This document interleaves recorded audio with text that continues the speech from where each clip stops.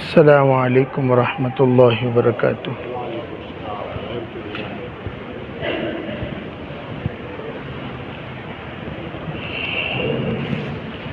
الحمد للہ رب العالمین والصلاة والسلام علی سید الانبیاء والمرسلین محمد وآلہ واصحابہ اجمعین، اما بعد فاعوذ باللہ من الشیطان الرجیم، بسم اللہ الرحمن الرحیم۔ ان عدت الشہور عند اللہ 12 شہرا، وقال النبی صلی اللہ علیہ وسلم افضل الصیام بعد صوم رمضان صیام شہر اللہ المحرم، او کما قال علیہ الصلاۃ والسلام۔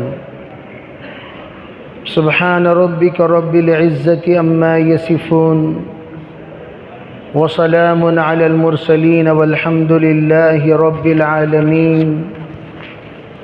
اللہم ایدنا بتأییدک، اللہم ایدنا بتأییدک، اللہم ایدنا بتأییدک یا رب العالمین۔ محترم معزز بھائیوں، بزرگوں، عزیز دوستو،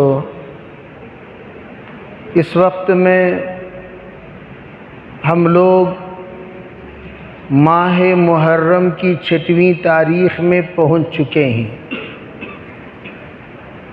یہ ماہ جس کو جناب رسول اللہ صلی اللہ علیہ وسلم نے اللہ کا مہینہ قرار دیا،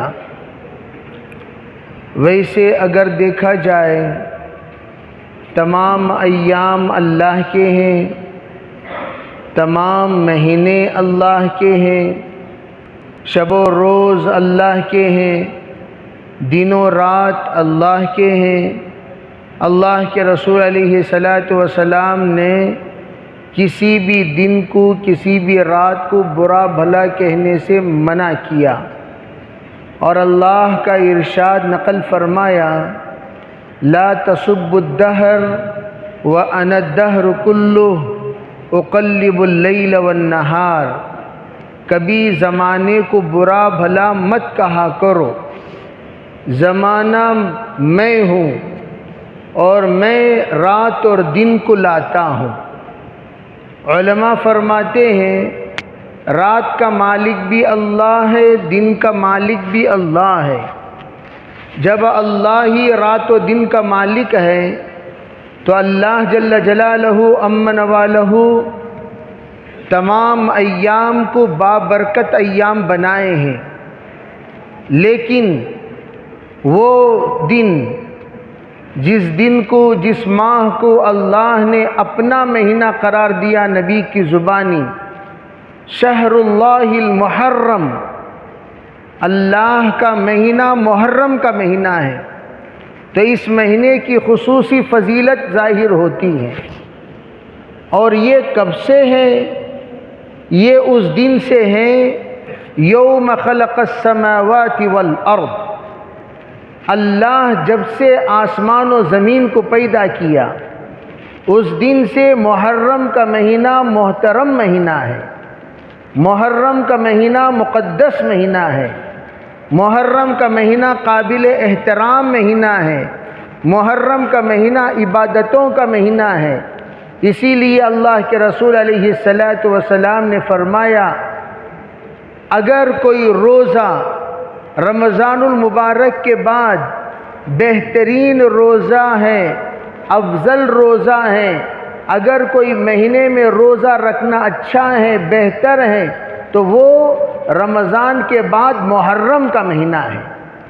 محرم کا مہینہ وہ مہینہ ہے جس مہینے کے روزوں کی فضیلت ہے، جس مہینے کی روزوں کی قدر ہے، جس مہینے میں روزوں کا ثواب تمام مہینوں سے سب سے زیادہ ہے۔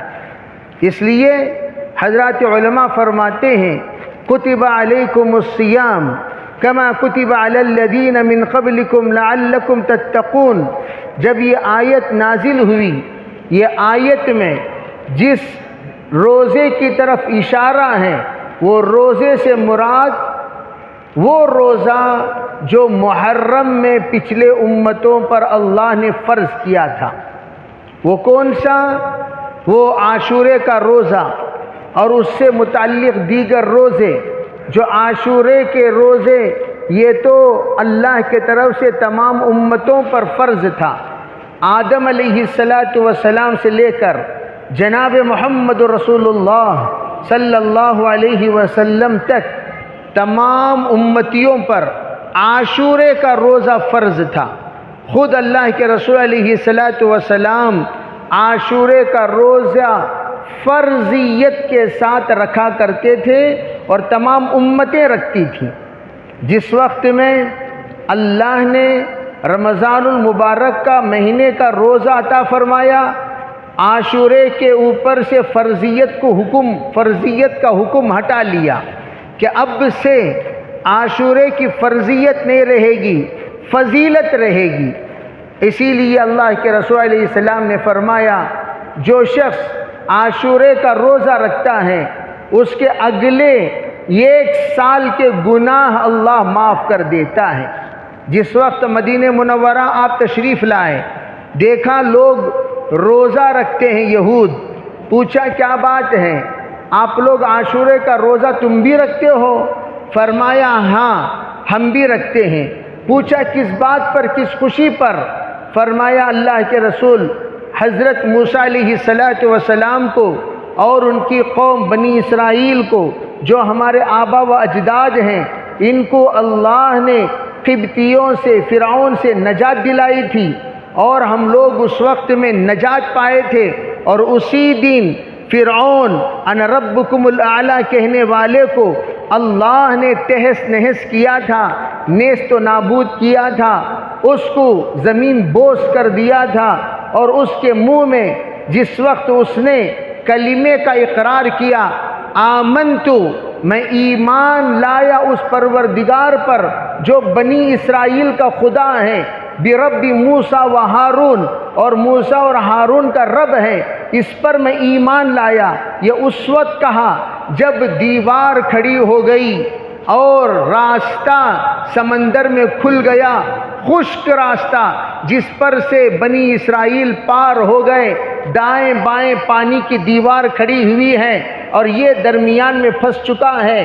موت کو اس نے اپنے آنکھوں سے دیکھ لیا، اپنی ذلت کو محسوس کر لیا اور اپنی تباہی کا یقین کر لیا، اس کے نیست و نابود ہونے کا جب اسے مکمل طور پر اس کے سامنے نقشہ سامنے آ گیا تو اس وقت میں اس نے کہا تھا میں ایمان قبول کر رہا ہوں موسیٰ اور ہارون کے رب پر، بنی اسرائیل جس پر ایمان لائے اس پروردگار پر۔ جب وہ کہا فوراً حضرت جبریل نے کیچڑ اٹھا کر اس کے منہ میں بھر دیا۔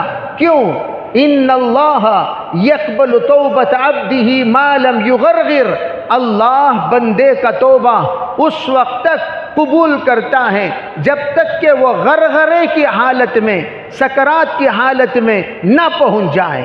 سکرات کی حالت تک اللہ بندے کی توبہ قبول کرتا ہے، اور یہ نالائق سکرات کو اپنے آنکھوں سے دیکھنے کے بعد، اپنی تباہی کو محسوس کرنے کے بعد، مکمل طور پر اسے یقین ہونے کے بعد اس نے کلمہ پڑھا، اس کلمے کا کوئی اعتبار نہیں ہے، اس کو وہ کلمے کا مقام نہیں ہے۔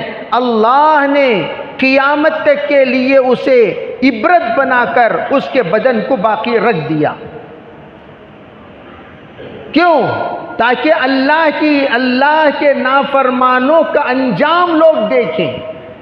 آپ لوگوں کو تاریخی بات بتاتا ہوں، جس وقت فرعون مر گیا، فرعون نیست و نابود ہو گیا، لوگ اسے لے جا کر جہاں جہاں پر ممیز کو ڈالا کرتے تھے وہاں جا کر ڈال دیے، وہ وہیں پر پڑا رہا، وہیں پر اس کے ایام گزرے اس کی باڈی کے، اس کی باڈی سڑی نہیں گلی نہیں، جوں کہ توں باقی رہ گئی۔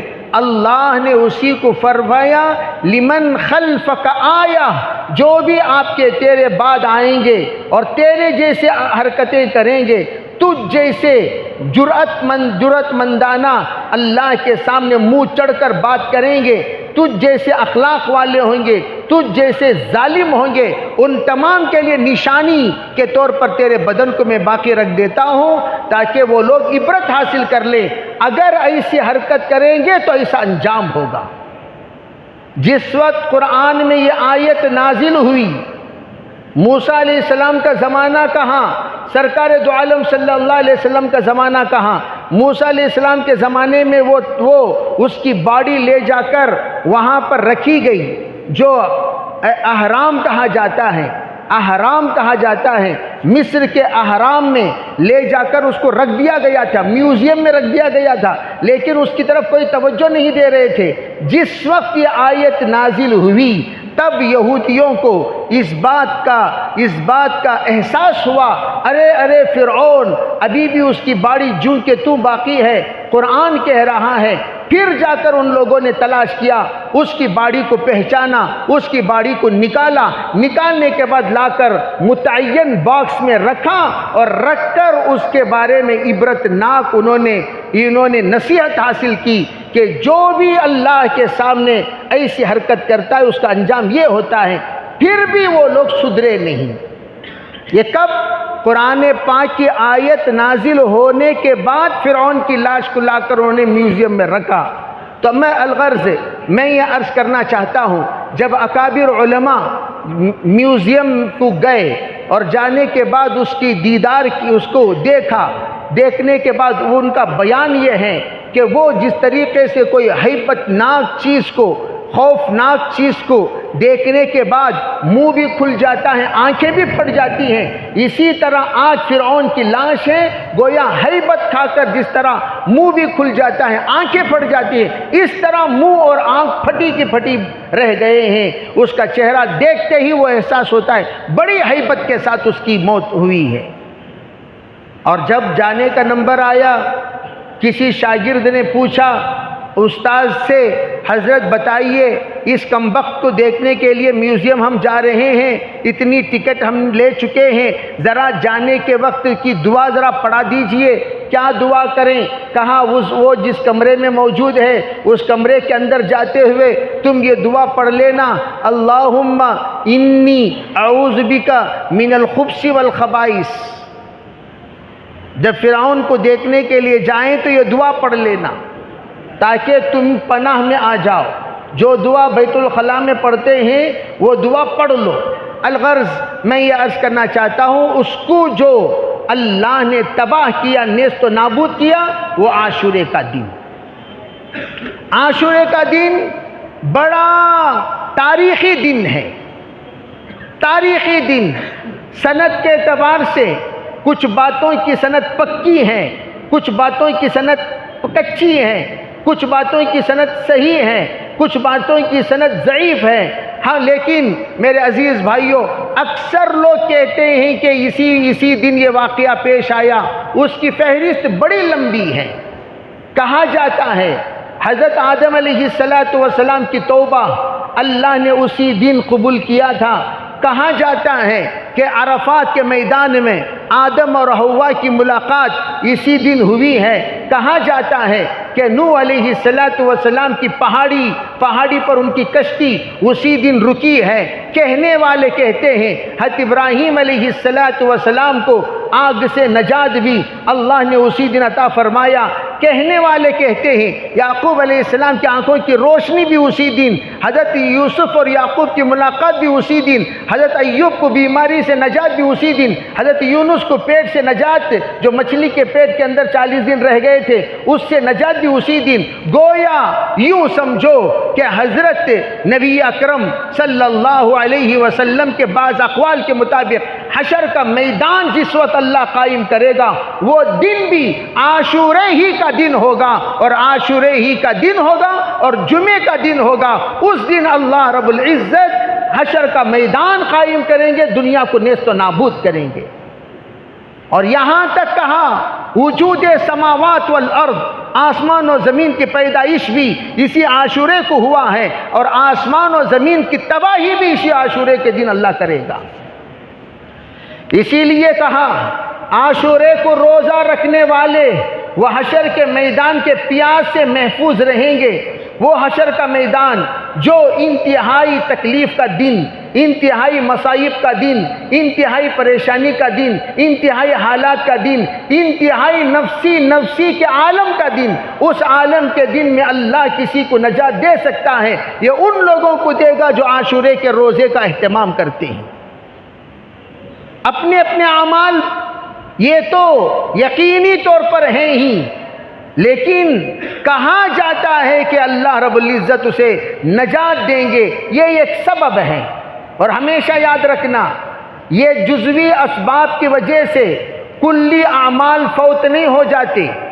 بعض لوگ کیا کرتے ہیں، حج کا ثواب اشراق پڑھنے پر ملتا ہے، اشراق پڑھتے ہیں حج کو نہیں جاتے، اشراق پڑھتے ہیں عمرے کو نہیں جاتے، تو وہ لوگ سن لیں یہ سب کے سب پڑھنے کے لیے، چھوڑنے کے لیے نہیں کہا گیا۔ نماز کی فضیلت پڑھنے کے لیے، تاکہ اس کے ساتھ یہ بھی پڑھو، اسے چھوڑ کر یہ پڑھو نہیں۔ بعض لوگ کیا کرتے ہیں، چلو بھئی عاشورے کا روزہ رکھ لیں گے، عاشورے کا روزہ رکھ لیں گے، دوسرے روزے چھوڑ دیں گے۔ نہیں، تمام اعمال کے ساتھ یہ بھی کرو، یہ بھی کرو، یہ بھی کرو، یہ بھی کرو۔ اللہ کسی نہ کسی وجہ سے، کسی نہ کسی سبب سے، کسی نہ کسی عمل سے اللہ نجات دے دے گا۔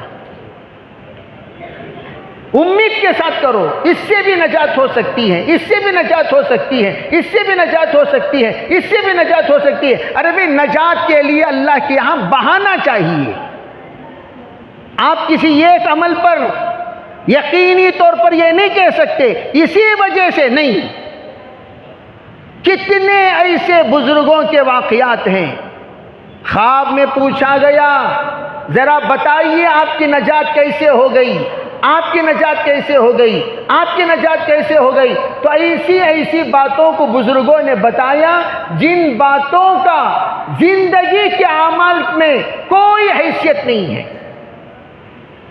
لیکن اللہ نے نجات دے دی۔ جیسے کہ بخاری کی خود روایت ہے، ایک انسان کی نجات، دونوں روایت، ایک زانی عورت کی روایت بھی بخاری میں موجود ہے، ایک سادھارن انسان اس کی بھی روایت بخاری میں، دونوں بخاری میں۔ یہ کتے کو پانی پلایا اپنے موزے میں پانی نکال کر، دونوں واقعات سیم ٹو سیم، لڑکا کا بھی، مرد کا بھی ہے، عورت کا بھی ہے۔ زانی عورت نے پانی پلایا، اس عمل پر اللہ نے نجات دے دی۔ اب آپ اندازہ لگائیے اللہ کو کوئی نہ کوئی عمل پسند تو آئے، کوئی نہ کوئی عمل پسند تو آئے۔ اسی لیے کہا جاتا ہے ہمیشہ ایسے الفاظ، ایسے اخلاق، ایسے اعمال مت کیا کریں جس سے اللہ ناراض ہوتا ہے۔ آپ کتنے نیک کیوں نہ ہو، اللہ کو معمولی باتوں پر ناراضگی آ گئی، اللہ لٹکا دے گا، لٹکا دے گا۔ بڑی بڑی باتیں اللہ کے سامنے مت کیا کرو۔ اللہ کو معمولی باتیں پسند آ گئی، اللہ نجات دے دے گا۔ معمولی باتوں پر اللہ ناراض ہو گیا، اللہ لٹکا دے گا۔ اسی لیے جناب رسول اللہ صلی اللہ علیہ وسلم ایک مجلس میں 100 سے زیادہ مرتبہ استغفار کرتے تھے۔ 70 بار کی تو حدیث پاک میں ہے، انی استغفر فی اليوم 70 مرہ، روزانہ میں اللہ سے 70 بار توبہ کرتا ہوں۔ اور ہم لوگوں کو توبہ کے لفظ سے چڑ، کیا ہمیں لوگ گنہگاران دکھ رہی، کیا بار بار توبہ کرو توبہ کرو توبہ کرو توبہ کرو بولتے رہتے نا؟ کیا مطلب ہمیں لوگ یہ کیا ہمیں بھی تمہیں لوگ فرشتے تمہارے سے کہاں غلطی ہوتی ہے؟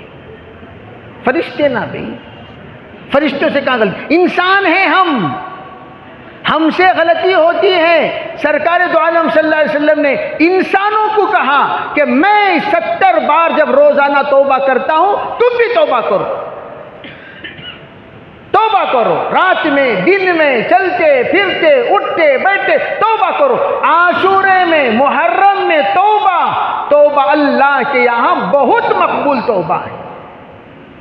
سرکار دو عالم صلی اللہ علیہ وسلم نے فرمایا اچھا تم لوگ ایک روزہ رکھتے ہو؟ اللہ نے بنی اسرائیل کو نجات دی اس بنیاد پر. کہا ہاں. فرمایا میں اگر آئندہ سال زندہ رہوں گا 2 روزے رکھوں گا. اللہ کے رسول علیہ السلام کو غیروں سے عمل میں بھی مشابہت برداشت نہیں ہے. عمل میں بھی چاہے وہ عمل کتنا نیک کیوں نہ ہو، نیک عمل میں بھی غیروں سے مشابہت حضور کو پسند نہیں. چنانچہ آپ کو اس طرح کی بہت سارے مثالیں ملیں گی. اللہ کے رسول علیہ السلام نے پگڑی باندھتے ہوئے دیکھا. دیکھو عام طور پر یہود چھوٹی ٹوپی پہنتے تھے. ابھی بھی آپ یہودیوں کو دیکھو گے اتنی سی ٹوپی پہنتے ہیں، چھوٹی. نصارہ ٹوپی ہی نہیں پہنتے. مشرکین یہ صرف اور صرف پگڑی باندھتے ہیں بغیر ٹوپی کے. اللہ کے رسول علیہ السلام نے فرمایا تم لوگ جب پگڑی باندھو ٹوپی کے ساتھ پگڑی باندھو. یا ٹوپی پہنتے ہو تو ایسی ٹوپی پہنو جو پورے سر کو گھیری ہوئی ہو. کان قلنسوۃ رسول اللہ صلی اللہ علیہ وسلم ملصقۃ علی الرأس. سرکار کی ٹوپی سر سے بالکل چپکی ہوئی رہتی تھی. غیر مرتفعۃ، آپ کی ٹوپی کھڑی ہوئی نہیں رہتی تھی، کھڑی ہوئی نہیں. آپ کی ٹوپی چپکی ہوئی، سر سے لگی ہوئی، سر کو گھیری ہوئی، سر کو ڈھانکی ہوئی رہتی تھی. سرکار کی ٹوپی کھڑی ہوئی نہیں رہتی تھی. آپ نے کہا پگڑی ٹوپی کے ساتھ باندھو. بغیر ٹوپی کے پگڑی مشرکین کی پگڑی ہے. صرف چھوٹی سی ٹوپی یہودیوں کی ہے، بغیر ٹوپی کے نصارہ کی مشابہت ہے. اور تم ٹوپی پہنو تو بڑی ٹوپی جو سر کے ساتھ لگی ہوئی ہو، پگڑی باندھو تو ٹوپی کے ساتھ باندھا کرو.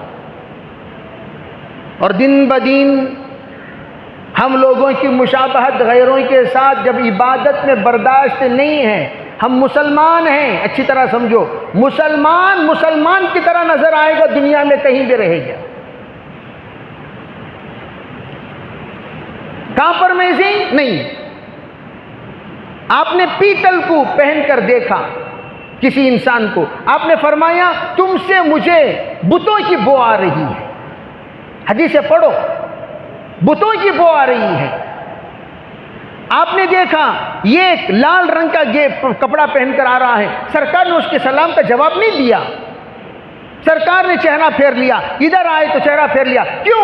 لال رنگ کا کپڑا عورتوں کے لیے مردوں کے لیے مناسب نہیں. فوراً لے جا کر انہوں نے جلا دیا. سرکار نے پوچھا کہاں ہے وہ لباس؟ کہا حضور جلا دیا. فرمایا اشارے سے انہوں نے اپنے زبان حال سے کہا جس پر آپ کی ناراضگی کی نظر پڑے وہ دنیا میں رہنے کے لائق نہیں ہے.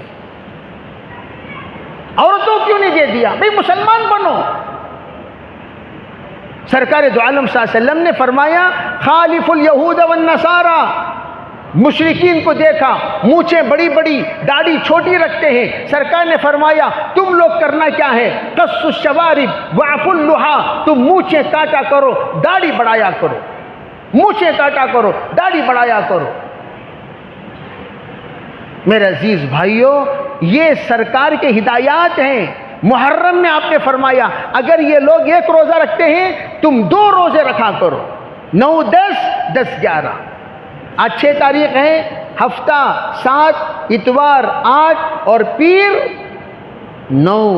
پیر منگل رکھو یا منگل بدھ رکھو. ایک روایت میں ہے جو شخص عاشورے کے دن اپنا دسترخوان وسیع کرتا ہے اللہ پورا سال اس کا دسترخوان وسیع کرے گا.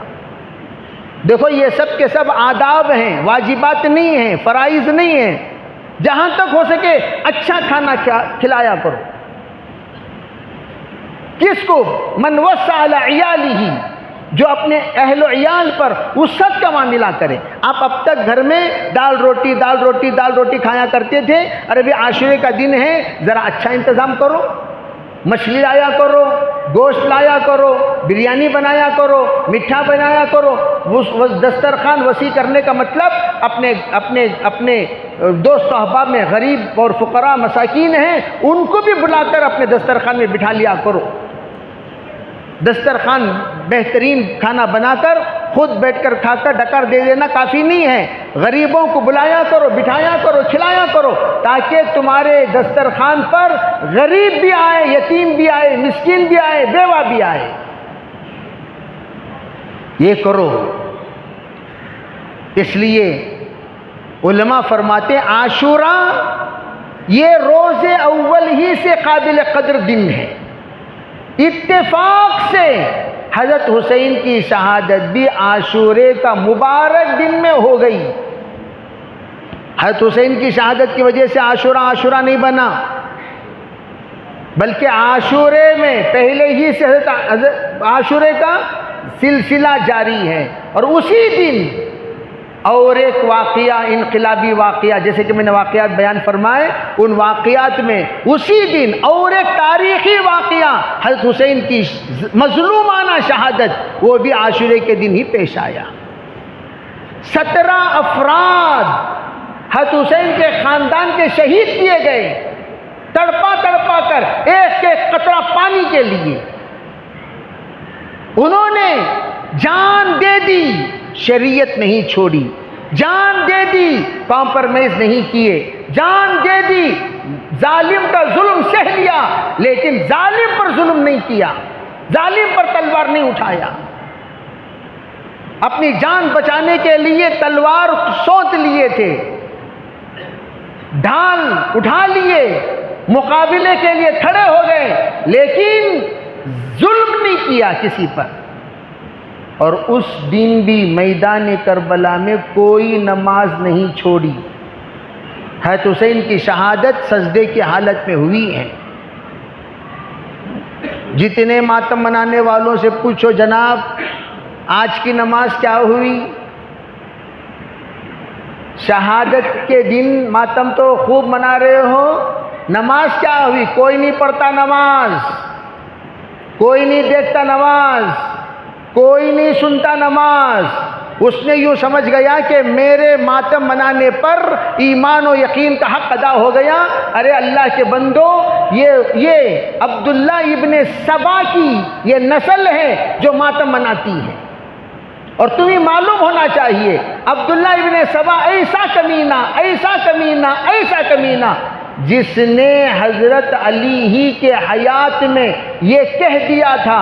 کتابیں اٹھا کر دیکھو، ابن تیمیہ نے اس کی وضاحت کی ہے. یوں کہہ دیا تھا اللہ حلول کر دیا علی میں، اللہ حلول کر دیا علی میں.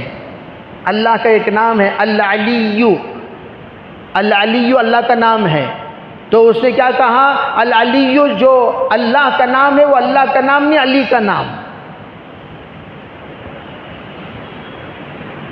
حضرت علی رضی اللہ تعالی عنہ ان لوگوں سے اتنا ناراض ہوئے، ایس زندگی میں ابن سبا کو حضرت علی نے ایسی سزا دی، آگ میں جلا دیا حضرت علی نے اس کو، تاکہ اس خبیث کو جس نے سب کے عقائد خراب کر رہا ہے اس کی سزا دنیا والے دیکھ لے. علی خود دے رہے ہیں. جب دیا تو ان کے تابع داروں نے کیا کہا؟ اور یقین بڑھ گیا. آگ کی سزا اللہ ہی دے سکتا ہے. علی کے اور خدائی مظہر ہونے کا یقین اور بڑھ گیا کہ اس لیے کہ انہوں نے مجھے جلا کر سزا دیا. جاتے جاتے بھی فتنے کی بیج بوتے ہوئے گیا. اسی لیے فرماتے ہیں ماتم کسی بھی شہید کے ہم نہیں کرتے، نہ شہدائے بدر کے، نہ شہدائے احد کے، نہ شہدائے تبوک کے، نہ شہدائے کربلا کے، نہ شہداء مہاجرین و انصار کے، نہ شہدائے مجاہدین کے کسی بھی شہادت پر ہم ماتم نہیں کرتے، یہاں تک کہ ہندوستان کی آزادی کے لیے ہمارے اکابر جو شہید ہوئے ہیں ان کی شہادت پر ماتم نہیں کرتے، فخر کرتے ہیں۔ اور خود سرکار دو عالم صلی اللہ علیہ وسلم نے اس شہادت کو، شہادت کا تمنا کیا، متمنی رہے، اور آپ نے فرمایا لوددت ان اقتل فی سبیل اللہ، میرا جی یوں چاہتا ہے اللہ کے راستے مجھے شہید کر دیا جائے، ثم احیا ثم اقتل، شہید کر دیا جائے پھر زندہ کیا جاؤں، پھر شہید کر دیا جائے پھر زندہ کیا جاؤں، پھر شہید کر دیا جائے پھر زندہ کیا جاؤں، 3 مرتبہ، ایک روایت میں 5 مرتبہ، ایک روایت میں 7 مرتبہ، ایک روایت میں 9 مرتبہ سرکار دو عالم صلی اللہ علیہ وسلم نے تمنا ظاہر فرمایا میرا جی یوں چاہتا ہے شہید ہو جاؤں پھر زندہ کیا جاؤں، شہید ہو جاؤں پھر دوبارہ زندگی دی جائے، گویا ہر زندگی کو شہید کرنے کے لیے میں تیار ہوں۔ شہادت تو وہ مقام ہے جس کے صاحب نبوت تمنا کرتے تھے، اور تم اس شہادت پر ماتم مناتے ہو۔ ماتم وہ کرے جو منکر ہو حیات شہداء کے۔ ہم زندہ جاوید کا ماتم منایا نہیں کرتے۔ ذرا 7 ذی الحجہ میں جس محرم میں حضرت حسین کی شہادت ہوئی ہے، اسی محرم سے پہلے ذی الحجہ حج میں حضرت حسین رضی اللہ تعالی عنہ باقاعدہ میدان میں تمام کو جمع کیا۔ 7 ذی الحجہ کو حضرت نے خطبہ دیا، خطبہ دیتے ہوئے کہا اے لوگوں سنو، اے میری محبت کرنے والے سنو، اے میری بات تسلیم کرنے والے سنو، اے میرے نانا کے دین کے تابع دار سنو، اے میرے نانا کے حکم پر چلنے والے سنو، تم سب کو میں کہتا ہوں اگر میں شہید ہو جاؤں میری شہادت پر ہرگز ماتم نہ منایا جائے۔ منع کیا ہے حضرت حسین نے 7 ذی الحجہ کے خطبے میں، کوئی میری شہادت پر ماتم نہیں کرے گا۔ لیکن ان کم بختوں کو دین سے کیا تعلق؟ سب سے زیادہ دین کو نقصان پہنچانے والے یہی لوگ ہیں جن کو ہم شیعہ کہتے ہیں، روافظ کہتے ہیں، بہرے کہتے ہیں۔ سب سے زیادہ یہ کون ہیں جن کو ہم لوگ اللہ کے رسول کے زمانے میں منافقین کہا کرتے تھے؟ انہی منافقوں کی بیج ہے جن سے ان کی نسل چلی ہے۔ سب سے زیادہ حضرت علی کو شہید کرنے والے بھی یہی، حضرت حسین کو کربلا میں بلانے والے بھی یہی، حضرت حسین کو دھوکہ دینے والے بھی یہی، حضرت حسین پر جب حملہ ہوا پیٹ پھیر کر بھاگ کر حضرت حسین کو کربلا میں پھنسانے والے بھی یہی۔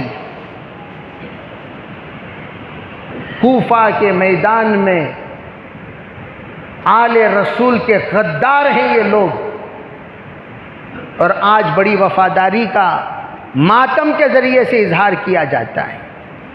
سرکار دو عالم صلی اللہ علیہ وسلم نے منع فرمایا اور یوں کہا نہى النبی صلی اللہ علیہ وسلم عن شق الجیوب وضرب الخدود ودعا بدعوی الجاہلیہ، سرکار نے منع کیا گال پر مار کر ماتم مت کیا کرو، گرہبان پھاڑ کر ماتم مت کیا کرو، اور نہ ہی مرثیہ پڑھ پڑھ کر ماتم کیا کرو۔ ماتم تو ہمارے یہاں ہے ہی نہیں، شہادت کی تمنا ہے۔ سرکار دو عالم صلی اللہ علیہ وسلم نے شہادت کی تمنا کی، اور حضرت عمر اللہ کے رسول تو اپنے حیات ہی میں فرما دیا تھا کہ دیکھو اے پہاڑ ذرا ٹھہر جا، جانتا نہیں تجھ پر ایک نبی ہے، ایک صدیق ہے اور ایک شہید ہے۔ حضرت عمر رضی اللہ تعالی عنہ کی حیات میں سرکار نے پیشن گوئی دے دی، عمر تو بھی شہادت کی موت مرے گا، تو بھی شہادت کا درجہ پائے گا، تجھے بھی مقام علیا اللہ شہادت کا نصیب کرے گا۔ حضرت عمر کے کانوں میں جب سے یہ آواز پڑی اس دن سے حضرت عمر کی دعا یہ تھی اللہم ارزقنی شہادت شہادتن فی سبیلک وجعل موتی فی بلد رسولک، اے اللہ تیری تجھ سے میرا ایک التجا ہے، تجھ سے ایک درخواست ہے، تجھ سے ایک التماس ہے، تجھ سے اس بندے ناچیز کی یہ کی ایک دعا ہے۔ وہ دعا کیا ہے؟ پروردگار تو شہادت ضرور دے گا لیکن تیرے راستے کی شہادت مجھے نصیب کرنا اے اللہ، لیکن موت ضرور دے گا، شہادت کے بعد موت ضرور آتی ہے لیکن میں کہیں مرنا نہیں چاہتا، میں مروں گا تو تیرے نبی کی وراثت کی حفاظت کرتے کرتے، تیرے نبی کی خلافت کی حفاظت کرتے کرتے، تیرے نبی کی امانت کی حفاظت کرتے کرتے نبی کے شہر میں مروں، اس کی میں تمنا کرتا ہوں یا اللہ یہ دعا قبول فرما۔ یکم محرم الحرام، یکم محرم الحرام کو حضرت عمر رضی اللہ تعالی عنہ کی شہادت ہوئی ہے۔ یکم آج کون مناتا ہے ذرا بتائیے یکم محرم کو حضرت عمر پر ماتم؟ ان لوگوں نے کیا کیا؟ سید الشہداء جس پر سرکار نے 70 مرتبہ جنازے کی نماز پڑھی اور حضرت حمزہ کا غم ہمیشہ وحشی کو دیکھ کر تازہ ہو جایا کرتا تھا، وہ وحشی جو اسلام قبول کرنے کے باوجود وحشی کو دیکھا، اپنے چچا کی یاد آئی، حضرت کی آنکھوں سے آنسو نکل آئے، فرمایا سرکار آپ کی آنکھوں سے آنسو کیسے؟ فرمایا وحشی میں تجھ سے یہ التجا کرتا ہوں، بات یہ ہے وحشی میں تجھے دیکھتا ہوں میرے چچا یاد آتے ہیں، غم تازہ ہوتا ہے، اتنی درخواست ہے تو میرے سامنے مت چہرہ دکھایا کر۔ وحشی کہتے ہیں زندگی گزر گئی، میں نے سرکار کو تکلیف نہ دینے کا جس وقت میں نے ارادہ کیا اپنے چہرے پر نقاب ڈال کر ہمیشہ سرکار کی مجلس میں حاضر ہوا کرتا تھا، مجھے اگر سرکار قتل کر دیتے قصاصاً مجھے یہ برداشت تھا، جب سرکار نے کہا تیرا چہرہ مت دکھایا کر، اتنی تکلیف ہوئی زمین پھٹ کر اگر نگل لیتی تو اچھا تھا۔ کہتے روز اقدس پر سلام کے لیے حاضری کا موقع آتا، میں چہرہ دکھاتا نہیں تھا، پردے کے ساتھ حاضر ہو کر سلام کرتا تاکہ سرکار کو میرے چہرے سے تکلیف نہ ہو۔ اتنا بڑا غم جس کو سید الشہداء کے شہادت پر حضور کو حاصل ہوئی، اس پر بھی سرکار نے ماتم کی اجازت نہیں دی۔ تو تم تو حضرت علی کی شہادت پر ماتم کیوں نہیں کرتے؟ حضرت علی کی شہادت پر ماتم کیوں نہیں کرتے؟ دکھاتے ہو کہ ہم بہت بڑے ماتم کرنے والے۔ علماء کہتے ہیں یہ وہ لوگ ہیں جو تمام شہیدوں کی شہادت پر پردہ ڈال کر صرف حسین کی شہادت کو سب کے سامنے نمایاں کرنا چاہتے ہیں تاکہ اسلام کی تاریخ مٹ جائے، صرف حسین کی تاریخ لوگوں کے درمیان یاد رہے۔ چنانچہ ان کی زندگی بھر کا بیان کربلا کربلا کربلا کربلا۔ تفصیلات کے لیے گنجائش نہیں ہے، وقت کا دامن بہت تنگ ہے، اتنی بات میں عرض کرنا چاہتا ہوں۔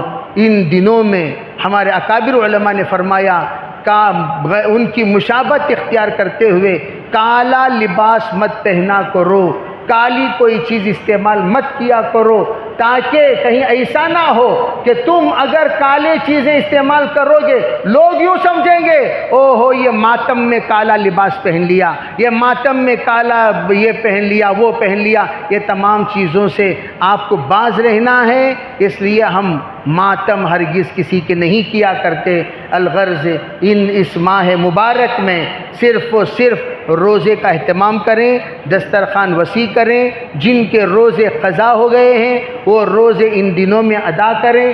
خواتین سے بھی کہہ دیں اگر تمہارے روزے قضا ہیں ان دنوں میں ادا کرو تاکہ اللہ کے یہاں وہ روزہ سب سے زیادہ محبوب بن کر اللہ کے یہاں پیش ہو، تاکہ اللہ اس پر خوب ثواب دے۔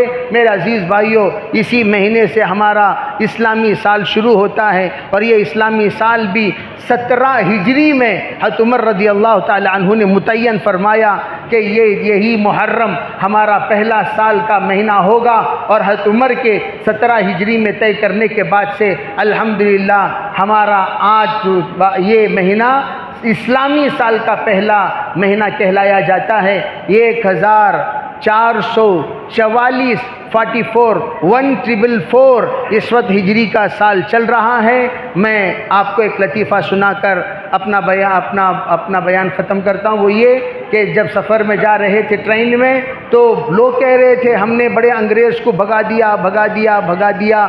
جب انگریز نے سنا، کہا کیا بھگا دیا، ہم نے یہ کر دیا وہ کر دیا۔ انگریز کہنے لگا تم لوگ ہندوستانی ہو؟ کہا ہاں۔ کیا ہو تم؟ کہا میں مسلمان ہوں۔ تم کیا ہو؟ ہندو۔ تم کیا ہو؟ سکھ۔ اچھا بتاؤ تم لوگوں کی ایک ایک تاریخ ہوگی؟ ہاں۔ کیا تاریخ ہے تمہاری؟ ان میں سے کسی کو پتہ نہیں تھا۔ مسلمان کی اسلامی تاریخ کا پتہ نہیں، ہندو کی ہندوئی تاریخ کا پتہ نہیں، سکھ کی سکھ کو تاریخ کا پتہ نہیں۔ تو ان لوگوں سے پوچھا گیا ذرا انگریزی تاریخ بتاؤ کہ اس وقت میں کیا تاریخ ہے، اگست کی تاریخ کون سی؟ فٹ بتا دیا فلاں تاریخ ہے۔ کہا تم لوگوں نے ہمیں کیا بھگایا؟ ہم لوگوں نے اپنے آپ کو تم میں بسا کر گئے ہیں۔ تم بھگایا نہیں، ہم نے بسایا۔ تمہارا چہرہ ہمارے چہرے کی طرح بنا دیا، تمہارا لباس ہمارے لباس کی طرح بنا دیا، تمہارے کلچر ہمارے کلچر کی طرح بنا دیا، تمہارا رنگ و روپ ہمارے روپ کی طرح بنا دیا، تمہاری زبان کو ہم نے انگریزی بنا دیا۔ انگریزی بولتے ہو تمہاری عزت بڑھ جاتی ہے، تمہاری زبان بولتے ہو عزت کوئی نہیں ملتی، تمہاری پڑھائی انگریزی ہے، تمہاری سرٹیفکیٹ انگریزی ہے، تمہارے کاغذات انگریزی ہے، تمہاری کارروائی انگریزی ہے۔ انگریزی کے بغیر تم جی نہیں سکتے، رہ نہیں سکتے، تمہارا کوئی کام ہو نہیں سکتا۔ تم ہی تو ہم نے اپنے غلام بنا کر چھوڑ کر گئے ہیں۔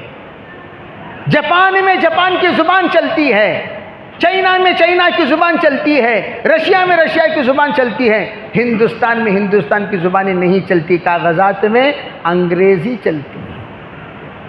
چنانچہ لباس بھی دیکھ لیجئے، اسلام آج جمعے کا دن عبادت کا دن ہے، مسلمان لباس میں ہم لوگ کتنے آئے ہوئے ہیں، انگریزی لباس میں کتنے لوگ آئے ہوئے ہیں، آپ پرسنٹیج لگا لیجئے، ہم آزاد ہوئے یا ہم لوگ مقید ہوئے، اندازہ لگا لیا جا سکتا ہے۔ وآخر الدعوان الحمدللہ رب العالمین۔